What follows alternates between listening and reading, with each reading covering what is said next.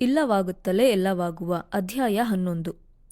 ಕೇದಾರದಿಂದ ಕುದುರೆ ಕೆಳಗೆ ಹೊರಡುವಾಗ ಕೇಳಿದ ಅಕ್ಷಯ್, ಉದಯ್ ಸಿಂಗ್, ಇಲ್ಲಿಗೆ ಕೇದಾರ ಕೊನೆಯಾ?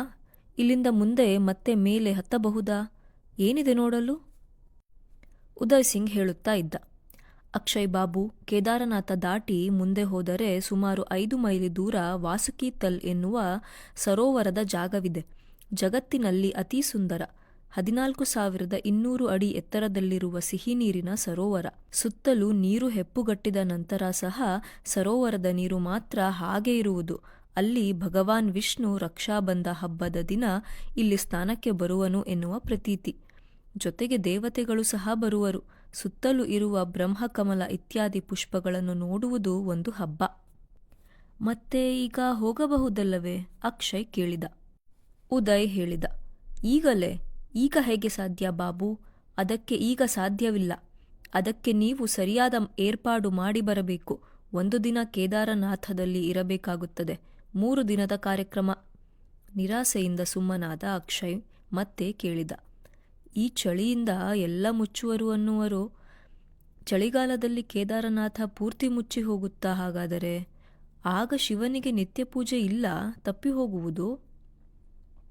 ಹೌದು, ಕೇದಾರವೇ ಮುಚ್ಚುವ ಸಮಯ.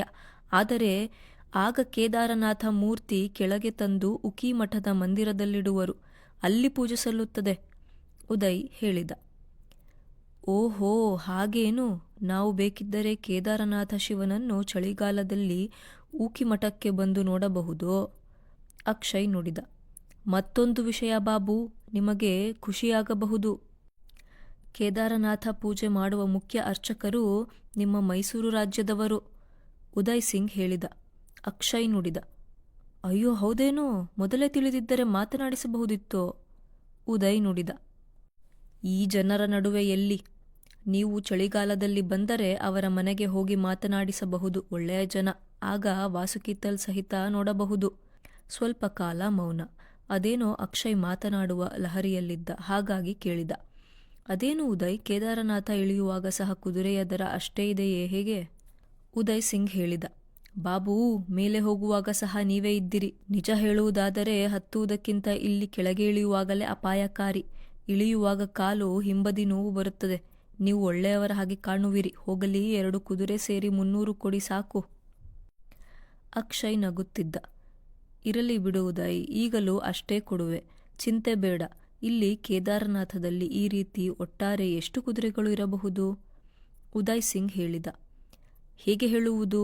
500,000 ಇರಬಹುದು. ಸ್ವಲ್ಪ ಹೆಚ್ಚು ಕಡಿಮೆ ಲೆಕ್ಕ ಹಿಡಿಯುವುದು ಹೇಗೆ? ಕೆಲವು ಅಲ್ಲಿಂದ ಇಲ್ಲಿ ಓಡಾಡುವುದು, ಯಮುನೋತ್ರಿ ಅಲ್ಲಿ ಇಲ್ಲಿ. ಕೆಲವು ಸಾಯುತ್ತಾ ಇರುವವು, ಹೊಸದು ತರುತ್ತಾ ಇರುವರು. ಅಕ್ಷಯ್ ಕೇಳಿದ. ಏಕೆ? ಕುದುರೆಗಳು ಏಕೆ ಸಾಯುತ್ತವೆ? ಉದಯ್ ಸಿಂಗ್ ಹೇಳಿದ. ಏಕೆ ಎಂದರೆ ಏನು ಹೇಳುವುದು? ವಯಸ್ಸಾಗಿ ಕಾಯಿಲೆಯಿಂದ, ಕೆಲವೊಮ್ಮೆ ಕೊರಕಲಿಗೆ ಬಿದ್ದು ಸಹ ಸಾಯುವುದು. ಈ ಕುದುರೆಗಳನ್ನು ಎಲ್ಲಿಂದಲೂ ಹೊರಗಿನಿಂದ, ಗುಜರಾತ್ ಮುಂತಾದ ಕಡೆಯಿಂದ ಹಣ ಕೊಟ್ಟು ತರಿಸುವರು. ಅವುಗಳಿಗೆ ಈ ವಾತಾವರಣ ಕೆಲವೊಮ್ಮೆ ಒಗ್ಗುವುದಿಲ್ಲ. ಯಾರದೋ ಕುದುರೆಗಳನ್ನು ಮತ್ತೆ ಯಾರೋ ಬಾಡಿಗೆ ಪಡೆದು ನಡೆಸುವರು. ಅವುಗಳನ್ನು ಕೇಳುವವರು ಯಾರು? ಆಹಾರ ಸಹ ಕೆಲವರು ಸರಿಯಾಗಿ ಹಾಕುವುದಿಲ್ಲ. ಅಕ್ಷಯ್ ಹಾಗೂ ಮನುವಿನ ಮನದಲ್ಲಿ ಒಂದು ರೀತಿಯಾಯಿತು. ತಾನು ಕುಳಿತಿದ್ದ ಕುದುರೆಯನ್ನು ಸವರಿದ ಅಕ್ಷಯ್. ಕುದುರೆ ನಿಧಾನವಾಗಿ ಚಲಿಸುತ್ತಾ ಇದ್ದಿತು. ಕೇಳಿದ. ಉದಯ್, ನೀನು ಈ ಕುದುರೆಗಳನ್ನು ಸರಿಯಾಗಿ ನೋಡಿಕೊಳ್ಳುವೆಯಾ? ಉದಯ್ ಸಿಂಗ್ ನಗುತ್ತಾ ಇದ್ದ. ಸರಿಯಾಯಿತು. ನಾನು ಹೇಳಿದ ವಿಷಯ ಕೇಳಿ ನನಗೆ ಕೇಳುವಿರಿ. ನನ್ನ ಸ್ವಂತ ಕುದುರೆಗಳು ಇವು. ಕೊಂಡು ತಂದವೂ ಅಲ್ಲ, ಬಾಡಿಗೆಯದೂ ಅಲ್ಲ. ಚಿಕ್ಕ ಮರಿಯಿಂದ ಸಾಕಿದವು. ನಾನು ಉಪವಾಸ ಇದ್ದರೂ ಇವುಗಳನ್ನು ಉಪವಾಸ ಇಡೋಲ್ಲ ಬಾಬೂ ಎಂದ. ಇಳಿಯುತ್ತಾ ಅವರಾಗಲೇ ರಂಬರಹಳ್ಳಿಯ ಬಳಿ ಇದ್ದರು. ಅಲ್ಲಿದ್ದ ಹೋಟೆಲ್ನಲ್ಲಿ ಒಂದಿಷ್ಟು ತಿಂಡಿ ತಿಂದು ಟೀ ಕುಡಿದರು. ಉದಯ್ ಸಹ ಟೀ ಕುಡಿದ. ಕುದುರೆಗೂ ಸಹ ತಿನ್ನಲು ಕೊಟ್ಟು ಹೊರಟರು. ಅದೇಕೋ ಅಕ್ಷಯ್ಗೆ ಕುದುರೆ ಹತ್ತುವ ಉತ್ಸಾಹ ಹೊರಟು ಹೋಗಿತ್ತು. ಅಕ್ಷಯ್ ಹೇಳಿದ. ಉದಯ್, ಏಕೋ ಕುದುರೆ ಬೇಡ ಅನ್ನಿಸುತ್ತಿದೆ. ನಾವು ನಡೆದೇ ಇಳಿಯುವೆವು. ಉದಯ್ ನಗುತ್ತಾ ಇದ್ದ. ಬಾಬೂ, ನೀವು ಸೂಕ್ಷ್ಮ ಮನಸ್ಸಿನ ಜನ ಅನ್ನಿಸುತ್ತದೆ. ಕುದುರೆಯ ಕಷ್ಟ ಕೇಳಿ ಅದನ್ನು ಹತ್ತಲು ಹಿಂಜರಿದರೆ ನಾಳೆ ಕುದುರೆ ಹಾಗೂ ಸಾಕುವ ಜನರ ಹೊಟ್ಟೆಪಾಡೇನು? ಅಕ್ಷಯ್ ಜೇಬಿನಿಂದ ಮಾತನಾಡಿದ ಪೂರ್ತಿ ಹಣ ತೆಗೆದುಕೊಡುತ್ತಾ ಹೇಳಿದ. ಹಾಗೆಲ್ಲ ಏನೂ ಇಲ್ಲ ಉದಯ್. ನನಗೆ ಮನುವಿಗೆ ನಡೆಯುವ ಉತ್ಸಾಹ ಬಂದಿದೆ ಎಂದ ನಗುತ್ತಾ. ಉದಯ್ ಸುಮ್ಮನಾಗಿ ಹೇಳಿದ. ಸರಿ ಬಾಬು, ನಿಮ್ಮ ಇಷ್ಟ. ನಿಧಾನವಾಗಿ ಇಳಿಯಿರಿ. ಇನ್ನು 2-3 ಮೈಲಿ ಇದೆ. ನೀವು ಅಪ್ಪಣೆ ಕೊಟ್ಟರೆ ನಾನು ಹೊರಡುವೆ ಎಂದು ಹೇಳಿದ. ಉದಯ್ ಹೊರಟಂತೆ ಅಕ್ಷಯ್ ಹಾಗೂ ಮನು ನಡೆಯುತ್ತಾ ಹೊರಟ ಹಾಗೆ ಕೇಳಿದ ಮನು, ಅದೇನು ಕುದುರೆ ಕಳಿಸಿಬಿಟ್ಟೆ? ಏಕೋ ಮತ್ತೆ ಕುದುರೆ ಹತ್ತಲು ಮನಸ್ಸಾಗಲಿಲ್ಲ. ಅಲ್ಲದೆ ಇನ್ನು ಸಾಕಷ್ಟು ಸಮಯವಿದೆ. ನಾವು 5 ಗಂಟೆ ಒಳಗೆ ಕೆಳಗೆ ಮುಟ್ಟುವೆವು ಹೇಳಿದನು ಅಕ್ಷಯ್. ಅವರು ಅಂದುಕೊಂಡ ಹಾಗೆ ಗೌರಿಕುಂಡ ಮುಟ್ಟುವಾಗ ಸಂಜೆ 5 ಗಂಟೆ. ಕೆಳಗೆ ಶಂಕರಪಾಂಡೆಯನ್ನು ಹುಡುಕುವುದು ಕಷ್ಟದ ಕೆಲಸ ಏನಾಗಲಿಲ್ಲ. ಶಂಕರಪಾಂಡೆ ಹೇಳಿದ, ಸೋಂಪ್ರಯಾಗ್ ಹೋಗೋಣ. ಅಲ್ಲಿ ಹೋಟೆಲ್ನಲ್ಲಿ ರೂಮು ಮಾಡಿ ಮಲಗಿಬಿಡಿ. ಬೆಳಗ್ಗೆ ಬೇಗ ಸಿದ್ಧವಾದರೆ ಮುಂದಿನ ಪ್ರಯಾಣ ಬದರಿನಾಥ ಕಡೆಗೆ. ಮಧ್ಯದಲ್ಲಿ ರುದ್ರಪ್ರಯಾಗ್ ನೋಡಿ ಹೋಗಬಹುದು ಅಕ್ಷಯ್ ಹೇಳಿದ. ಈಗ ಪ್ರಯಾಣ ಮಾಡುವುದು ಬೇಡ ಅಲ್ಲವೇ? ಶಂಕರಪಾಂಡೆ ಹೇಳಿದ. ಹಾಗೇನಿಲ್ಲ, ಈಗ ಬೇಕಾದರೆ ಗುಪ್ತಕಾಶಿವರೆಗೂ ಹೋಗಬಹುದು. ಆದರೆ ನೀವು ಬೆಳಗಿನಿಂದ ಸುಸ್ತಾಗಿರುವಿರಿ. ಅಲ್ಲದೆ ಕುದುರೆ ಮೇಲೆ ಪ್ರಯಾಣ ಮಾಡಿರುವುದು ಈಗ ಗೊತ್ತಾಗಲ್ಲ. ರಾತ್ರಿಯೆಲ್ಲ ಮೈಕೈ ನೋವು ಇರುತ್ತದೆ. ದೇಹಕ್ಕೆ ಸ್ವಲ್ಪ ವಿರಾಮವೂ ಕೊಡಬೇಕು. ಅಷ್ಟಕ್ಕೂ ನಾವು ಈಗಾಗಲೇ 1 ದಿನ ಉಳಿಸಿರುವೆವು. ಅಷ್ಟು ಸಾಕು. ಇನ್ನು ಉಳಿದಿರುವುದು ಬದರಿ ಒಂದೇ ತಾನೇ. ಹಾಗೆ ಆಗಲಿ ಬಿಡಿ, ಹಾಗೆ ಮಾಡೋಣ ಎಂದ ಅಕ್ಷಯ್. ಮನು ಕೇಳಿದ, ರುದ್ರಪ್ರಯಾಗ ಎಂದರೆ ಅಲ್ಲಿ ಏನಿದೆ? ಶಂಕರಪಾಂಡೆ ವಿವರಿಸಿದ. ಅದೊಂದು ಅದ್ಭುತ ಮಂದಾಕಿನಿ ಹಾಗೂ ಅಲಕಾನಂದ ನದಿಗಳ ಸಂಗಮ. ಅದು ಕೇದಾರದ ಮೇಲಿನಿಂದ ಬಂದ ಮಂದಾಕಿನಿ ಹಾಗೂ ಅಲಕಾನಂದ ಒಟ್ಟಾಗಿ ಮುಂದೆ ಹರಿದು ಹೋಗುವ ಆ ಅದ್ಭುತ, ಸುತ್ತಲಿನ ಪರ್ವತಗಳ ಸೌಂದರ್ಯ, ಇವನ್ನೆಲ್ಲ ನೋಡುವುದು ಪೂರ್ವಜನ್ಮದ ಸುಕೃತ. ಅಕ್ಷಯ್ ಕೇಳುತ್ತಾ ಇದ್ದ. ಅಲ್ಲ ಶಂಕರಪಾಂಡೆ, ಗೈಡ್ ಆಗು ಅಂದರೆ ಕವಿ ಆಗುತ್ತಾ ಇದ್ದೀರಿ, ಸರಿಯಾಯಿತು ಎಂದು ನಕ್ಕ. ಪಾಂಡೆ ಹೇಳಿದ, ಸರಿ, ನಾಳೆ ನೀವು ಜಾಗವನ್ನು ನೋಡಿ, ನಂತರ ನೀವು ಕವಿಯಾಗದಿದ್ದರೆ ನೋಡಿ. ಸೋಂಪ್ರಯಾಗದಲ್ಲಿ ರೂಮು ಸಿಗುವುದು ಕಷ್ಟವೇನಾಗಲಿಲ್ಲ. ರಾತ್ರಿ ಶಂಕರಪಾಂಡೆ ಹೇಳಿದಂತೆ ಮೈಕೈ ನೋವು ಸ್ವಲ್ಪ ಕಾಣಿಸಿತು. ಊಟ ಮಾಡಿ ಬಿಸಿನೀರು ಕುಡಿದು ಮಲಗಿದರು. ಬೆಳಗ್ಗೆ ಏಳುವಾಗ ಸ್ವಸ್ಥವಾಗಿತ್ತು. ಬೆಳಗ್ಗೆ 6 ಗಂಟೆಗೆ ತಮ್ಮ ಪ್ರಯಾಣ ಪ್ರಾರಂಭ ಮಾಡಿದರು. ಕಾರಿನಲ್ಲಿ ಹೋಗುತ್ತಾ ಇರುವಂತೆ ಸ್ವಲ್ಪ ದೂರ ಹೋಗುವಾಗ ಅಕ್ಷಯ್ ಕೇಳಿದ, ನಾವು ಬಂದ ದಾರಿಯಲ್ಲಿಯೇ ಹಿಂದೆ ಹೋಗುತ್ತಾ ಇರುವೆವು ಅಲ್ಲವೇ? ಹೋಗುವಾಗ ಇದೇ ದಾರಿ ಕ್ರಮಿಸಿದ್ದೆವು ಶಂಕರಪಾಂಡೆ ಹೇಳಿದ. ಹೌದು, ನಾವು ಮೇಲೆ ಹೋಗಿದ್ದ ದಾರಿಯೇ ಇದು. ಈಗ ಇಳಿಯುತ್ತಾ ಇರುವೆವು. ಇಲ್ಲಿಂದ ತಿಲ್ವಾರವರೆಗೂ ನಾವು ಬಂದ ದಾರಿಯಲ್ಲಿಯೇ ಹೋಗಬೇಕು. ಸುಮಾರು 45 ಮೈಲಿ ಹೋಗುವಾಗ ರುದ್ರಪ್ರಯಾಗ ಸಿಗುವುದು. 2 ಗಂಟೆಗೂ ಅಧಿಕ ಕಾಲ, 9 ಗಂಟೆ ಹೊತ್ತಿಗೆ ಅಲ್ಲಿಗೆ ತಲುಪಬಹುದು. ಗುಪ್ತಕಾಶಿಯಲ್ಲಿ ತಾವು ಇಳಿದುಕೊಂಡಿದ್ದ ಹೋಟೆಲ್ನಲ್ಲಿ ಟೀ ಕುಡಿದರು. ಮನು ಹೇಳುತ್ತಾ ಇದ್ದ, ನಾವು ಫಿಲ್ಟರ್ ಕಾಫಿ ಕುಡಿಯಬೇಕು ಅಂದರೆ ಮತ್ತೆ ಬೆಂಗಳೂರಿಗೆ ಹೋಗಬೇಕು. ಇವರ ಮಾತು ಕೇಳಿ ಹೇಳಿದ, ಅಯ್ಯೋ, ನಿಮಗೆ ಕಾಫಿ ಬೇಕೇ? ಮೊದಲೇ ಹೇಳಿದ್ದರೆ ಕಾಫಿ ಸಿಗುವ ಸ್ಥಳಗಳಲ್ಲಿ ನಿಲ್ಲಿಸುತ್ತಾ ಇದ್ದೆ. ಸಂಜೆ ನಿಮಗೆ ಜೋಶಿ ಮಠದಲ್ಲಿ ಒಳ್ಳೆಯ ಕಾಫಿ ಕೊಡಿಸುವೆ, ಯೋಚಿಸಬೇಡಿ. ಮತ್ತೆ ಚಂದ್ರಪುರಿ, ಅಗಸ್ತ್ಯ ಮುನಿ, ತಿಲ್ವಾರ ಮೂಲಕ ಹಾದು ರುದ್ರಪ್ರಯಾಗದ ಹತ್ತಿರ ಬರುವಾಗ 9 ಗಂಟೆ ಆಗಿತ್ತು. ಶಂಕರಪಾಂಡೆ ತನ್ನ ಕಾರನ್ನು ಊರಿನ ಒಳಗೆ ಚಿಕ್ಕ ರಸ್ತೆಯಲ್ಲಿ ಓಡಿಸುತ್ತಾ ಇದ್ದ. ಅಕ್ಷಯ್ ಕೇಳಿದ, ಏನಿದು ಶಂಕರ, ನಾವೀಗ ಎಲ್ಲಿ ಹೋಗುತ್ತಾ ಇದ್ದೇವೆ? ಮಂದಾಕಿನಿ ಅಲಕಾನಂದ ಸಂಗಮದ ಕಡೆ ಅಲ್ಲವೇ? ಶಂಕರಪಾಂಡೆ ನುಡಿದ. ಇಲ್ಲ ಸರ್, ಇಲ್ಲಿ ಚಿಕ್ಕದೊಂದು ಹೋಟೆಲ್ ಇದೆ. ನಿಮ್ಮ ದಕ್ಷಿಣ ಭಾರತದ ತಿಂಡಿಗಳು ಸಿಗುತ್ತವೆ. ಅದು ಯಾವುದೋ ಮದ್ರಾಸಿ ಹೋಟೆಲ್. ಕಳೆದ ಬಾರಿ ನೋಡಿದ್ದೆ. 2-3 ನಿಮಿಷದಲ್ಲಿ ಹೋಟೆಲ್ ಮುಂದೆ ನಿಲ್ಲಿಸಿದ. ಅದೊಂದು ಚಿಕ್ಕ ರಸ್ತೆ. ವಾಹನ ನಿಲ್ಲಲು ಸಹ ಕಷ್ಟ. ಅಲ್ಲಿನ ಬೋರ್ಡ್ ಸಹ ತಮಿಳಿನಲ್ಲಿ ಇದ್ದಿತು. ಮನುವಿಗೆ ತಮಿಳು ಚೆನ್ನಾಗಿಯೇ ಬರುವುದು. ಅವರಿಬ್ಬರು ಹೋಟೆಲ್ ಒಳ ಹೋದರು. ಅದೊಂದು ಚಿಕ್ಕ ಹೋಟೆಲ್. ಮನೆಯನ್ನು ಹೋಟೆಲ್ ರೀತಿ ಇಟ್ಟಿದ್ದರು. ಅವರಿಗೆ ರುಚಿಯಾದ ಇಡ್ಲಿ, ಸಾಂಬಾರ್, ದೋಸೆಯಂತಹ ತಿಂಡಿಗಳು ಲಭ್ಯವಿದ್ದವು. ಅಲ್ಲಿನ ಹೋಟೆಲ್ ಓನರ್ ತಿಳಿಸಿದ, ಅವರ ಅಪ್ಪ ತಾತನ ಕಾಲದಿಂದಲೂ ಅಲ್ಲೇ ನೆಲೆಸಿರುವರು ಎಂದು. ಅವರಿಗೆ ಖುಷಿ ಕೊಟ್ಟ ವಿಷಯವೆಂದರೆ ಫಿಲ್ಟರ್ ಕಾಫಿ ಸಿಕ್ಕಿತು. ಇಡ್ಲಿ, ಸಾಂಬಾರ್, ವಡೆ ತಿಂದು ಕಾಫಿ ಕುಡಿದಾಗ ಇಬ್ಬರಿಗೂ ಅದೇನೋ ತೃಪ್ತಿ. ಎಷ್ಟೋ ವರ್ಷಗಳಿಂದ ತಮ್ಮ ಆಹಾರ ಬಿಟ್ಟವರ ರೀತಿ ಅವರ ಮನಸ್ಸಿಗೆ ಅನ್ನಿಸಿತು. ಶಂಕರಪಾಂಡೆ ಸಹ ಇವರ ಜೊತೆ ಇಡ್ಲಿ ತಿಂದು ಟೀ ಕುಡಿದ. ಅಕ್ಷಯ್ ಹೇಳಿದ, ಖಂಡಿತ ಪಾಂಡೆಯವರೇ, ನೀವು ಇಂತಹ ಹೋಟೆಲ್ ತೋರಿಸಿದ ಕಾರಣಕ್ಕೆ ನಿಮಗೆ ನಾವು ವಂದನೆ ಸಲ್ಲಿಸಲೇಬೇಕು. ಅಲ್ಲಿಂದ ಅಕ್ಷಯ್ ಹಾಗೂ ಮನು ಇಬ್ಬರು ಸಂಗಮದ ಜಾಗ ತಲುಪಿದರು. ನಿಜಕ್ಕೂ ಅದೊಂದು ಪ್ರಕೃತಿಯ ಅದ್ಭುತ ದೃಶ್ಯದ ಹಾಗೆ ಕಾಣಿಸಿತು. ಭಾರತದ 2 ಪುರಾಣ ಪ್ರಸಿದ್ಧ ನದಿಗಳು ಒಂದನ್ನೊಂದು ಸೇರಿ ಮುಂದೆ ಹರಿಯುತ್ತಾ ಇದ್ದವು. ಮಂದಾಕಿನಿಯನ್ನು ದೇವಲೋಕದ ಗಂಗೆ ಎಂದು ಸಹ ಕರೆಯುವರು. ಅದರ ಉದ್ದ ಕೇವಲ 50 ಮೈಲಿ ಹರಿಯಬಹುದು ಅಷ್ಟೆ. ಅಲಕಾನಂದ ಸೇರಿ ಮುಂದುವರೆಯುವುದು. ಮುಂದೆ ದೇವಪ್ರಯಾಗದಲ್ಲಿ ಇದು ಭಾಗೀರಥಿಯನ್ನು ಸೇರಿ ಗಂಗಾ ಆಗುವುದು. ಶಂಕರ ಪಾಂಡೆ ಸಹ ಇವರ ಜೊತೆ ಸಂಚರಿಸುತ್ತಾ ಇದ್ದ.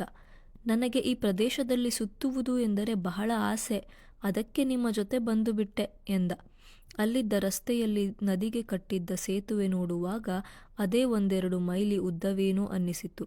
ಅಷ್ಟು ದೊಡ್ಡ ಸೇತುವೆ. ರುದ್ರಪ್ರಯಾಗದ ನದಿ ಸಂಗಮದಲ್ಲಿ ಸಾಕಷ್ಟು ಕಾಲ ಕಳೆದು ಮತ್ತೆ ಅದೇ ತಮಿಳಿನ ವ್ಯಕ್ತಿಯ ಮನೆಗೆ ಬಂದು ಊಟ ಮುಗಿಸಿ ಅಲ್ಲಿಂದ ಹೊರಡುವಾಗ ಮಧ್ಯಾಹ್ನ 1 ಗಂಟೆ.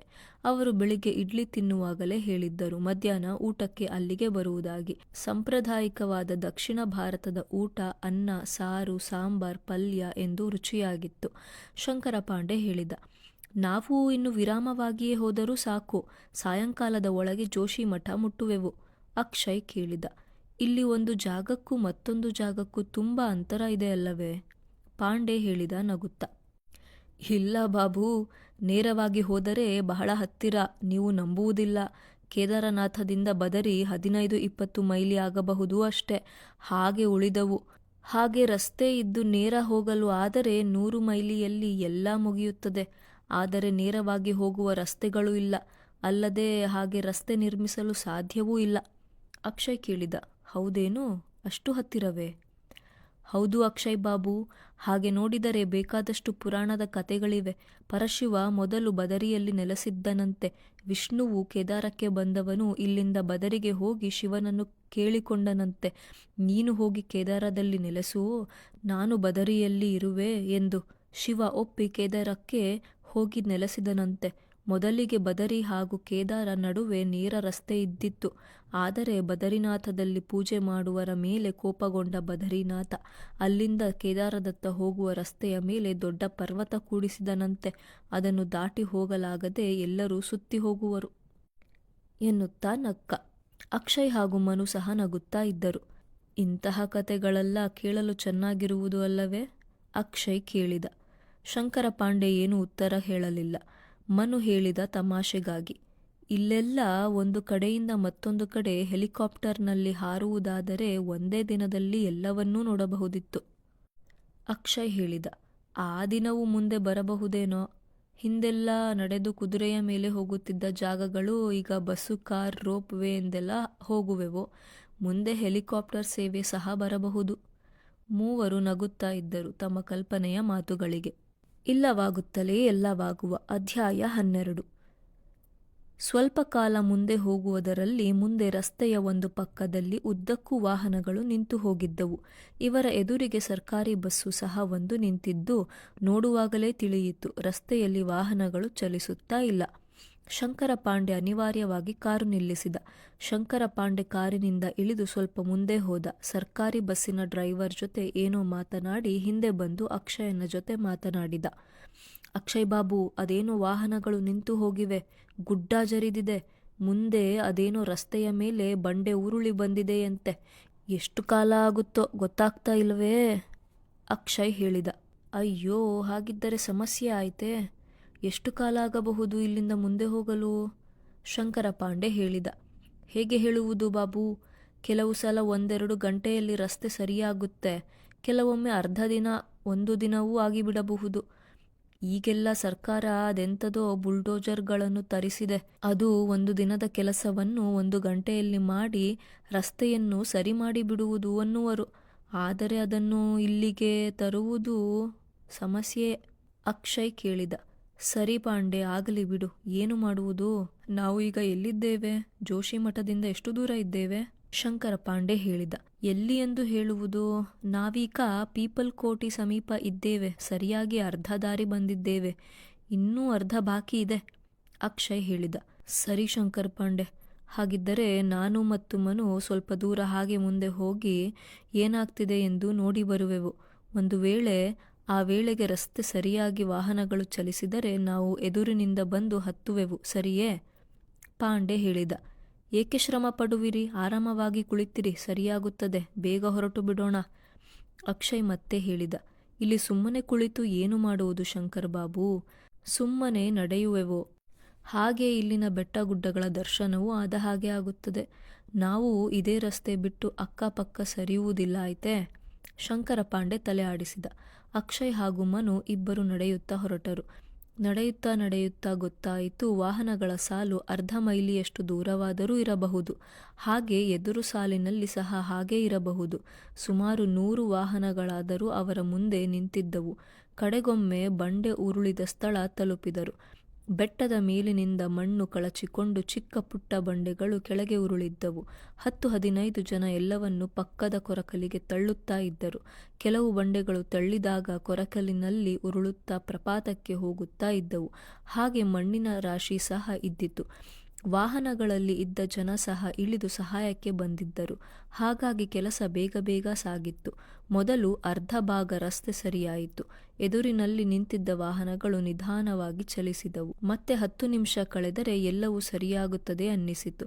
ಮನು ಹಾಗೂ ಅಕ್ಷಯ್ ಹಿಂದೆ ಹೊರಟರು. ತಮ್ಮ ಕಾರು ತಲುಪುವ ಮೊದಲೇ ಅವರು ನಿಂತಿದ್ದ ವಾಹನಗಳ ಸಾಲು ಸಹ ಚಲಿಸುತ್ತಾ ಇದ್ದಿತು. ಹಾಗೆ ಬರುವಾಗ ಶಂಕರಪಾಂಡೆ ಸಹ ತನ್ನ ಕಾರನ್ನು ನಿಲ್ಲಿಸಿ, "ಸಾರ್, ಬೇಗ ಹತ್ತಿ" ಎಂದ. ಇಬ್ಬರು ಸಹ ಕಾರಿನೊಳಗೆ ತೂರಿಕೊಂಡರು. ವಾಹನಗಳು ನಿಧಾನವಾಗಿ ಚಲಿಸುತ್ತಾ ಇದ್ದವು. ಅದೇನೋ ಆ ಸ್ಥಳವನ್ನು ದಾಟಿ ಹೋದ ನಂತರವೂ ಕಾರಿನಲ್ಲಿ ವೇಗವಾಗಿ ಹೋಗಲು ಆಗಲೇ ಇಲ್ಲ. ಬಂಡೆ ಉರುಳಿದ ಜಾಗದಲ್ಲಿ ರಸ್ತೆ ಬಹಳ ಹಾಳಾಗಿತ್ತು. ಅದನ್ನೆಲ್ಲ ದಾಟಿ ಬಂದ ನಂತರವೂ ಅದೇನೋ ರಸ್ತೆಯಲ್ಲಿ ವಾಹನಗಳ ಚಲನೆ ಬಹಳ ನಿಧಾನವಾಗಿತ್ತು. ನಡುವೆ ಅಕ್ಷಯ್ ಹೇಳಿದ, "ನೋಡು ಮನು, ನೀನು ಹೆಲಿಕಾಪ್ಟರ್ ಬಗ್ಗೆ ಹೇಳುತ್ತಾ ಇದ್ದೆ. ಈಗ ಕಾರಿನಲ್ಲೇ ಇಷ್ಟು ಕಷ್ಟ." ಮನು ಹೇಳಿದ, "ಆಗ ಹೆಲಿಕಾಪ್ಟರ್ ಅಂದರೆ ರಸ್ತೆಯ ಪ್ರಶ್ನೆ ಬರಲ್ಲವಲ್ಲ, ಹಾರಿ ಹೋಗುವುದು ತಾನೇ?" ಅಕ್ಷಯ್ ಹೇಳಿದ, "ಹಾಗೆ ಹೇಳಲಾಗದು. ಪ್ರತಿಯೊಂದು ವಿಷಯಕ್ಕೂ ಅದರದೇ ಆದ ಕಷ್ಟ ಇರುತ್ತದೆ. ಹಾಗೆ ಕಳೆದುಕೊಳ್ಳುವಿಕೆ ಇರುತ್ತದೆ. ನೀನು ಹೆಲಿಕಾಪ್ಟರ್ನಲ್ಲಿ ಮೇಲೆ ಹಾರಿದರೆ ಈ ಪ್ರಕೃತಿಯ ಸೌಂದರ್ಯ ಸವಿಯಲು ಎಲ್ಲಿ ಸಾಧ್ಯ? ಅಲ್ಲದೆ ಇಲ್ಲಿನ ಹವಾಮಾನಕ್ಕೆ ಹೆಲಿಕಾಪ್ಟರ್ ಸಹ ಅಪಾಯಕಾರಿಯಾಗಬಹುದೇನೋ."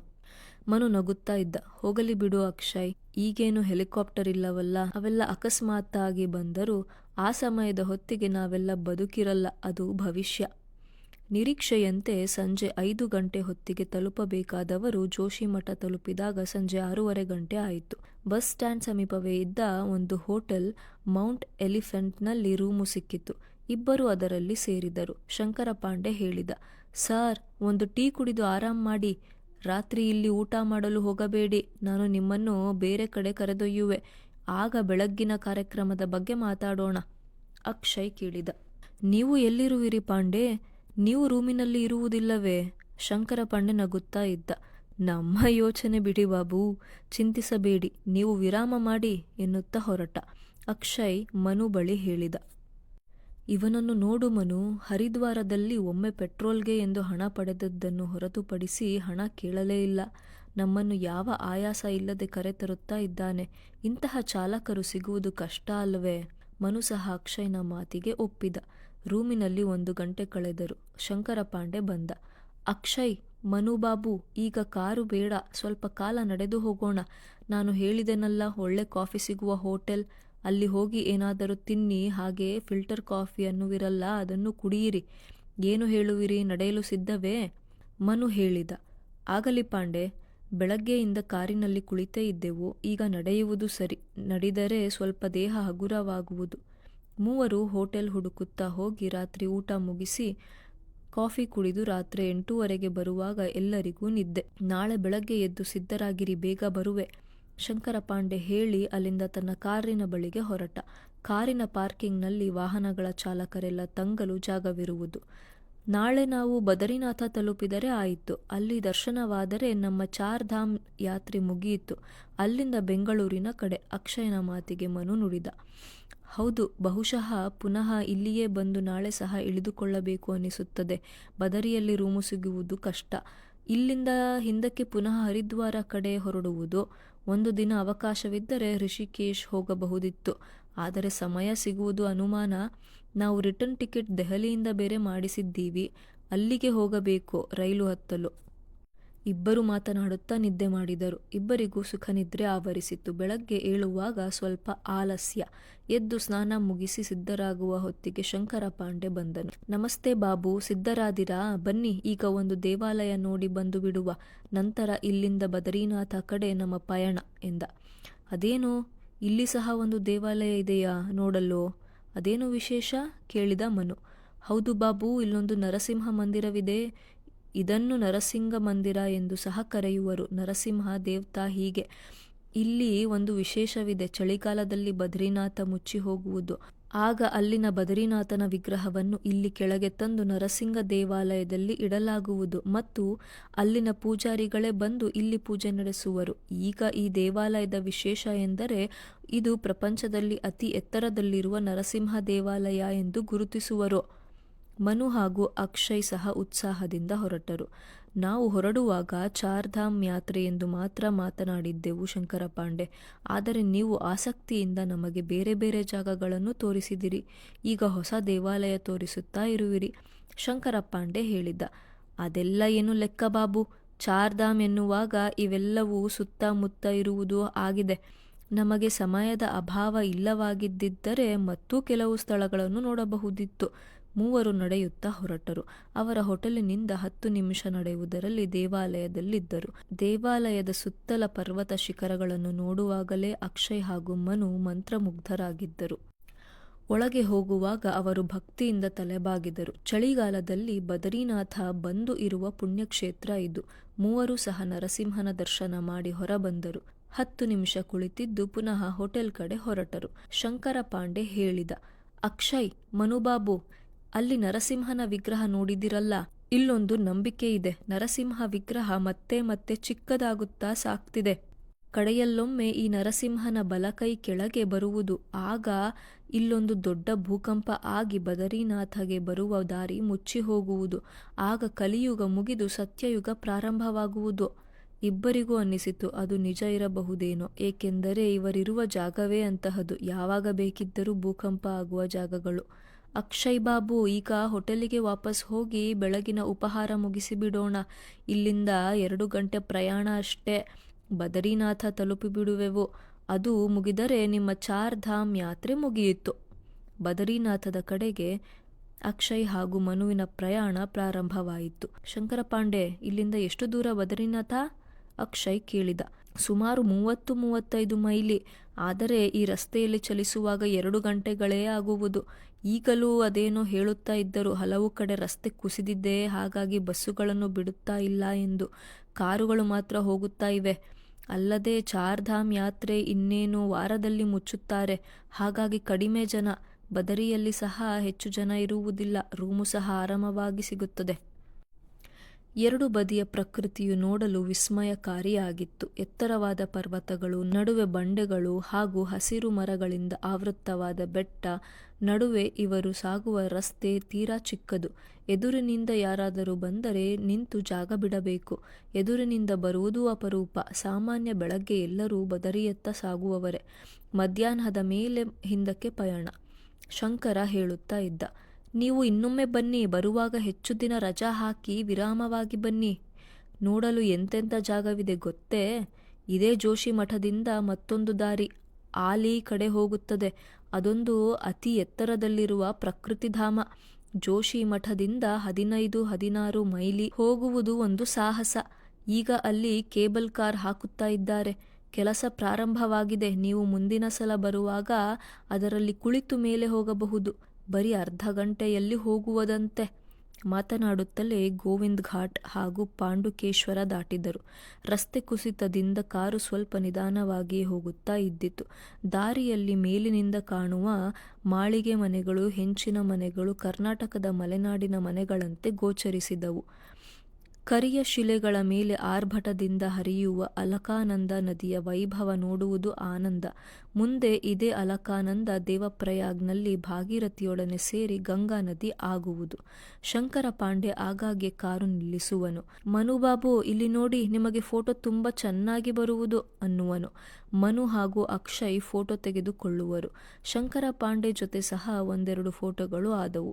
ಬದರಿನಾಥ ಸಮೀಪಿಸಿದಂತೆ ಎಲ್ಲೆಲ್ಲೂ ಬದರಿನಾರಾಯಣನ ಜಯಘೋಷ ಕೇಳಿಬರುತ್ತಾ ಇದ್ದಿತು. ಕೇದಾರನಾಥ ಹತ್ತುವಾಗ ಇದ್ದ ಶಂಭೋ ಮಹಾದೇವ್, ಕೇದಾರನಾಥ ಶಿವ್ ಕಿ ಜೈ ಎನ್ನುವ ಶಿವಭಕ್ತಿ ಘೋಷಣೆಗಳ ಬದಲು ಈಗ ಜೈ ಬದರಿನಾರಾಯಣ ನಮೋ ನಮೋ ಎನ್ನುವ ಹರಿಭಕ್ತಿಯ ಧ್ವನಿಗಳು. ಕಾರಿನಿಂದ ಇಳಿದು ಅಲಕಾನಂದ ನದಿಯ ಮೇಲೆ ಕಟ್ಟಿರುವ ಸೇತುವೆ ದಾಟಿ ಬದರಿನಾಥ ದೇವಾಲಯ ಆವರಣ ತಲುಪಿದರು.